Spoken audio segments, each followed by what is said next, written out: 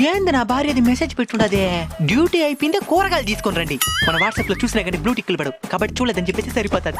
ఏంటి ఇంకో మెసేజ్ కూడా పంపించుండదే, మీ ఫ్రెండ్ ఎవరు సుమిత్ర అంట, ఎలా ఉన్నారో అడిగినాను చెప్పమనింది. సుమిత్ర ఎవరా? చెప్పండి. ఎవరు మే సుమిత్ర? నంబర్ ఏమని ఇచ్చిందా? సుమిత్ర లేదు, సింతకాయ లేదు. మీరు మెసేజ్ చేసినా చూడనట్టుంటారు కాబట్టి సుమిత్ర అని మెసేజ్ చేసినా ఫోన్ చేస్తారని. కూరగాయలు మర్చిపోకుండా తీసుకురండి. ఆల్రెడీ మార్కెట్ లోనే ఉండా. అవునా? మా కూలి కోమలి కూరగాయలు కొనాలంటే కూడా వచ్చిన. కోమలి ఎవరా? ఎవరితో? ఎవడి? ఎక్కడ? నువ్వెక్కడా? కూరగాయల మార్కెట్ లో. కోమలిలా కొలిగిలే ఊరికే చెప్పిన. ఎడదిరి మార్కెట్కి వెళ్ళిపోయినావు కాబట్టి కూరగాయలు కొనుక్కొచ్చాయి. భయంగా ఉండదా?